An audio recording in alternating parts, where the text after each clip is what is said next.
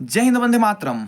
आज हम बात करेंगे एक ऐसे देशभक्त के बारे में जिनको इतिहासकारों ने वो सम्मान नहीं दिया जिसके वो असल मायने में हकदार थे। इतिहास के पन्नों में इतिहासकारों ने उनके नाम को गुमनाम रखा, जिसके बदौलत आज बहुत से लोग ऐसे महान देशभक्त को नहीं जानते हैं। जी हाँ, आज मैं बात कर रहा हूँ शंकर महाले का। शंकर महाले, जिनका जन्म 18 जनवरी 1925 को नागपुर महाराष्ट्र में एक छोटा सा गांव है नवाबपुरा में हुआ।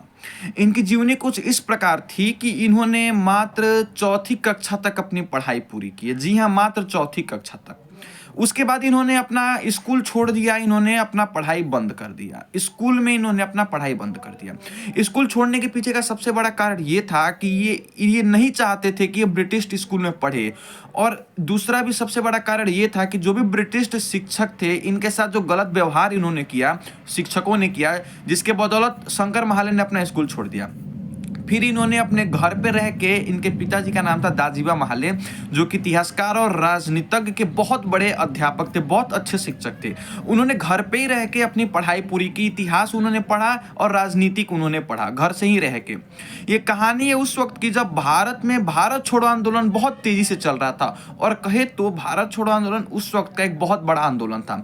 उस वक्त 8 अगस्त 1942 को जब गांधी जी ने डू और डाई, मतलब करो या मरो का जब गांधी जी ने भाषण दिया था, उसके बाद से शंकर महाले और जितने भी नागपुरिया थे वो इस आंदोलन में भाग लेना प्रारंभ कर दिए। और चूंकि शंकर महाले तो बचपन से ही भारत के प्रति बहुत ज्यादा वो लगाव रहा था और हमेशा क्रांतिकारी आंदोलन में भाग लिया करते थे।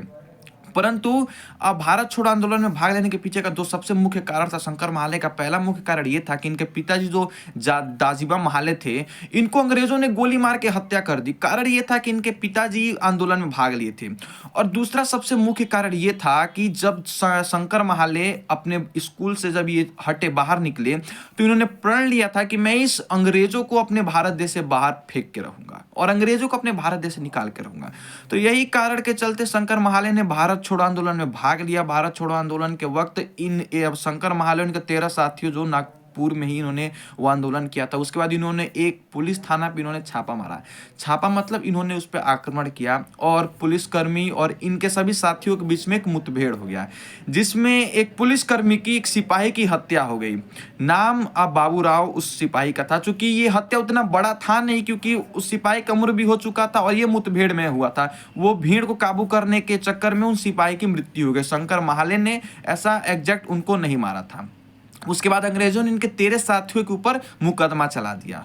मुकदमे में यह कहा गया कि अगर आप माफी मांग लेते हैं अंग्रेज अफसरों के सामने तो आपको जेल से छोड़ दिया जाएगा और आपको माफ कर दिया जाएगा।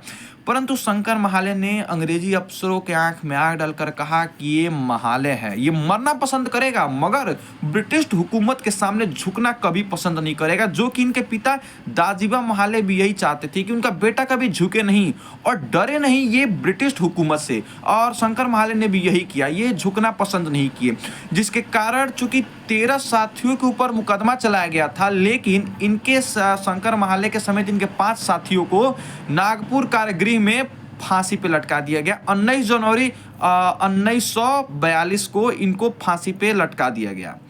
चूंकि ये एक ऐसे महान देशभक्त है जिनके बारे में बहुत कम लोग जानते हैं, परंतु ये हमारा और आपका कर्तव्य बनता है कि ऐसे देशभक्त जिन्होंने अपना समूचा बलिदान दिया है इस देश के आज़ादी के लिए।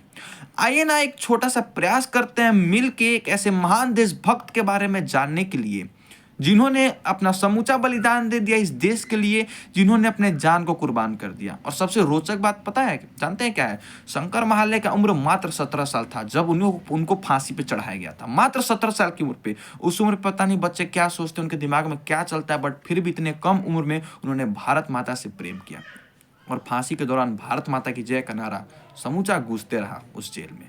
धन्य ऐसा महान देशभक्त और धन्य ऐसी भारत की जमीन जो ऐसे महान देशभक्त को पैदा देती है। जय हिंद, जय भारत।